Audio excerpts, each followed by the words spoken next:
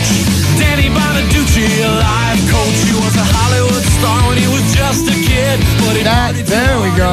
That is me. We never told him that we don't play the song in its entirety. Oh, no. How annoying is this song, Paul? You don't want to play this whole thing. I like People it. are calling up the life coach because they're having problems after that son will kill themselves. What's wrong with you? Chop on you. He actually starts talking about 3 seconds into the song. That's how much he hates Susan All righty, Joe. but it is time for Danny Bonaduce, life coach. You should call me right now at 1-800-252-1025, or we'll take your emails gladly at lifecoach@kzok.com. Life Coach brought to you by Goldberg Jones Divorce and Men. Call 1-800-DIVORCE. By the way, speaking of Rick Jones from Goldberg Jones Divorce and Men, he's in studio tomorrow to give you all your marriage or divorce questions. So make sure you're listening tomorrow morning at this same time. All right, let's talk to Brian in Lakewood. Good morning, Brian. How are you? Good morning, Mr. Bonaduce. May I call you Danny? You may, sir. Oh, that's wonderful. My name is Blaze. I lived in Tacoma. I'm going to rip through this real quick, okay, Wait, buddy? Blaze, do I know you? We'll go into that later. I thought I knew this guy. What's up, Blaze? Hey, just hanging out, playing guitar, doing pyros, and keeping the world sane. All right, good. What's your question? Okay, a year ago, I picked up a girl. She was my friend. She was dead. She saw me pick her up from the ceiling. We connected. That's why they call him Blaze. We're going crazy here, so hang on to your britches. She uses drugs intravenously. I'm trying to help her, save her. She wanted to die, now she wants to live. She glows. She loves life. She's joyful.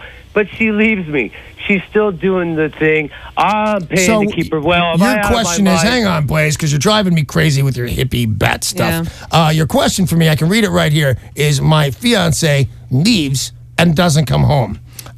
This is an IV drug user, Blaze, and here's the best advice I can give you, my brother, and that is prepare for the absolute worst. She's going out. Ask that. What's her name? Bobby. What's Whitney Houston's kid's name? Bobby Christie. That's what happens when people get into stuff, man. There's a phone call in your future. If you don't get this girl together, if you love her, you need to get on board with everything you can do. But I don't think you're in for the long haul and the hard work with this girl. And by the way, I don't blame you. It's not your job. But if you're going to stay involved with a girl who leaves and doesn't come home for days and does IV drugs, you have to fully prepare yourself for the call you're going to get. The good call, she's in jail. The bad call, she's dead. But one of those phone calls is coming, my brother. If you've got a question for the life coach, 800-252-1025, make the call because Danny can help you with no matter what kind of problem it is. He's been through it.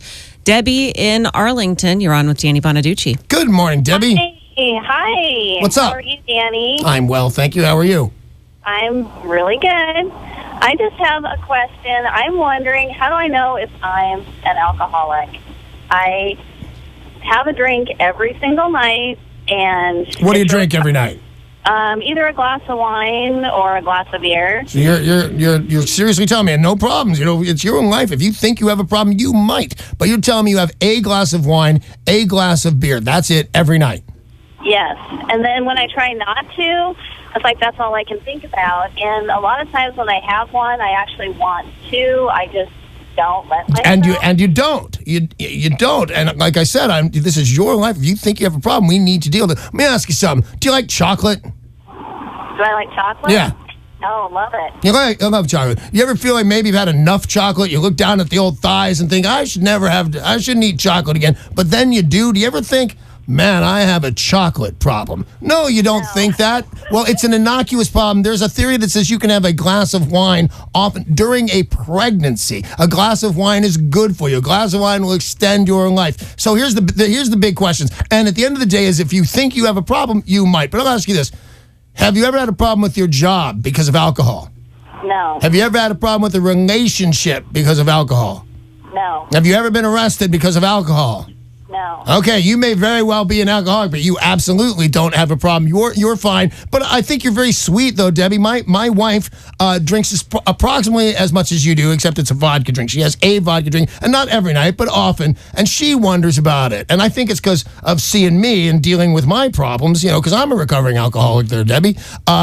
So I'm not going to make fun of you at all, but I'm going to tell you this. You are absolutely fine. When you think I don't want another one and you have one and it's still just 1 or 2 a night and you're not fired and you're not in jail and your boyfriend's not leaving you, you're just fine, Debbie. So you hang in and keep sailing straight because you're good. That sounded like a country song. It did. I like the sound of it so much in my headphones. I'm going, just keep talking, Dooch, man. You sound great on this. Blake Shelton just called and asked if you want to do a duet with him. That guy loves me. Does he? Yes, he does. 800-252-1025. If you've got a question, Danny Bonaduce has been through just about everything and can help you figure it out. Just make the call, and remember, you can change your name if you want to. You can email at any time by emailing lifecoach@kzok.com. Rachel in Woodinville sent an email. I have a friend of about 10 years that I'm backing away from. She is a toxic person, and I need to put distance between us. I haven't expressed my feelings to her because I know she will get defensive and the conversation will get uncomfortable. Do I need to be more assertive, or can I just expect her to take the hint? I'm going to go with that first, and I think you might be surprised at this in my advice. Just back away and see, maybe, you know what, maybe she's not digging you anymore. Relationships that are toxic probably go both ways. And I didn't really mean probably, I mean definitely. I don't know that she's thinking the same thing about you, but she's thinking this relationship is uncomfortable. She's not maybe blaming you, and I believe you, I blame this girl. She's become toxic. But this relationship is uncomfortable for her too, so just back away. And if for some reason I'm wrong, which is super, super rare, by the way, then you need to tell her to her face, you know, your problems with your boyfriend, your problem with alcohol, your whatever it is that is making you a toxic person, I can't have it in my life. And whether she respects you for it or not is not important. She's a toxic human being. And there was a time in my life I did not respect that thing. You'd say, oh, they're toxic. What the hell does that mean? No, they're not. Nuclear runoff is toxic. But now I get it. There are toxic people. Your friend's one of them, and you need to back off. If you've got any sort of question that you need help with, work, relationships, anything going on in your life that you maybe want a sounding board, Danny Bonaduce is that person at 800-252-1025. Email lifecoach@kzok.com. Morgan in Puyallup says, I'm going to graduate from high school next year. I really want to be an artist and go to an art school, but my father is insisting I go to a typical 4-year college or to trade school. He says I need something to fall back on in case art doesn't work. But I have less than zero interest in his plan. He says he'll pay for his plan.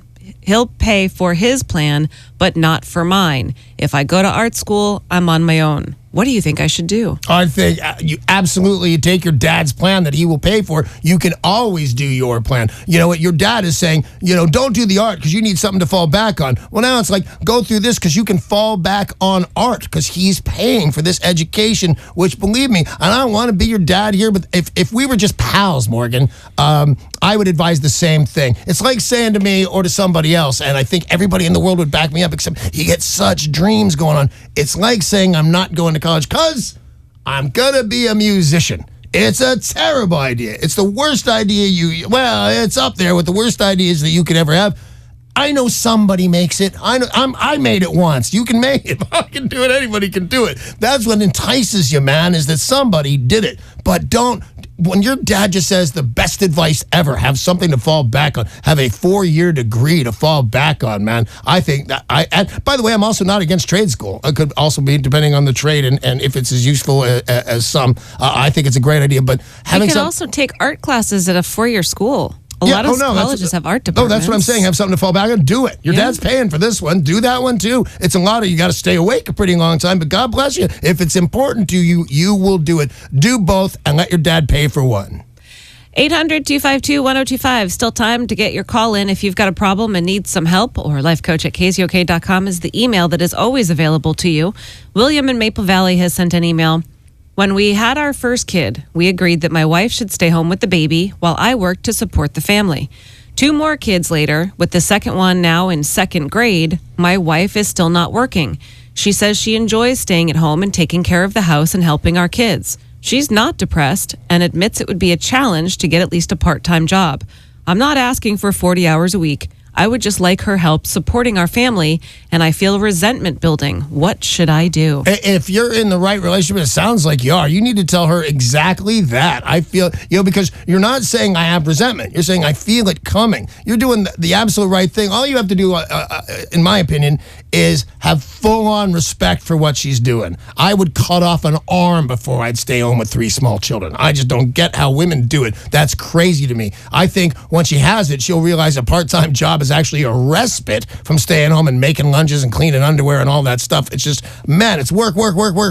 I couldn't do it. So I think you need to admire it, respect it, and tell her that you admire it. You have nothing but respect for it. And just be honest. You're a married couple. She probably knows you need the money. She probably knows you can't get the best of something, that you have to get the next version, the one knocked down from that. She already knows that stuff. Let her know she can pitch in 16 hours a week or whatever it is, whatever part-time is. But let her know you fully respect the work she does, because she's going to do this. She's going to, why don't you stay home and take care of the kids? And that's when you say, no. Hey, that's all the time we have for Danny Bonaduce, Life Coach right now. Life Coach brought to you by Goldberg Jones, Divorce for Men. Call 1-800-DIVORCE.